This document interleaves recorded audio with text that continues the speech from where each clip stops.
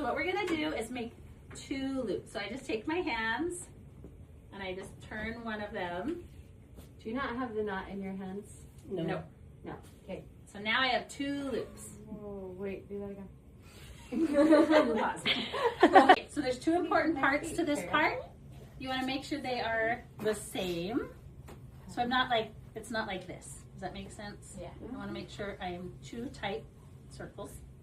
All right, and I want to make sure my fisherman's knot is probably, so you don't want to have it here.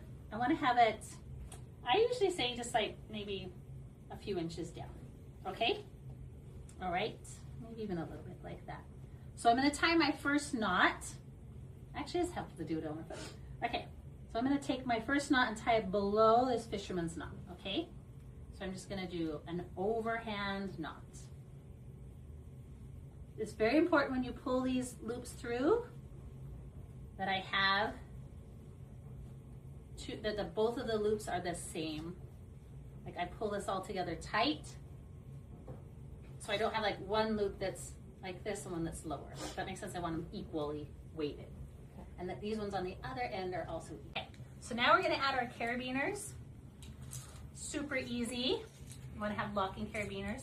We're gonna put 1 in each of these. So I have 2 strands, so I'll put 1 in that. These 2 strand loop, I'll put 1 here. Okay, and then you'll notice that I have 4 strands down here. This is where it gets its name, the quad. Now, if I put a carabiner through all 4, and something happens, and say like this anchor blew, some freakishly weird thing, there's the potential that this carabiner would go over this knot and down all this cell system, and you would fall to your death. Got it?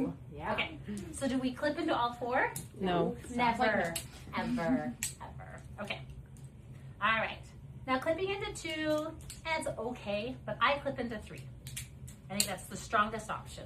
So you clip into 3. The nice thing is if something happened and my anchor blows, it's not going to go over the knot because it's trapped. Make sense? Okay. So clip into 3. Now, you can, this is personal preference, if you want to clip into 3 different ones or 3 of the same ones. Honestly, I don't think it matters. Just 3 for both of your carabiners, okay? The reason why we do 2 carabiners is we want to be redundant. Same with our anchor.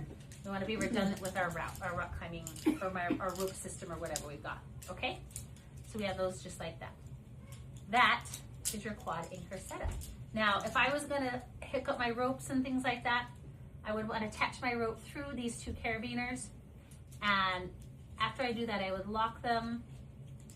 This is just good, just good safety. And then I would flip them opposite. So this is called opposite and oppose. So my rope would be sitting in it like that. Make sense? Now, if I'm taking a lot of people rappelling, rock climbing, and this rope is moving back and forth, and these carabiners are moving back and forth, there's a potential that these screw gates can get unscrewed. Does that make sense? Which is another reason why I like to use 2. All right? So my recommendation is, if you're taking groups out, every 3 people, I don't pick a number, but I like 3, I will go and just recheck my gates. Make sure they're all good. Everyone's good up here at the anchor. Because sometimes the system will move even on the rock, and this will rub. So I'll just make sure we're all good, snug. Go back a smidge. And then you're set to go. Sound good?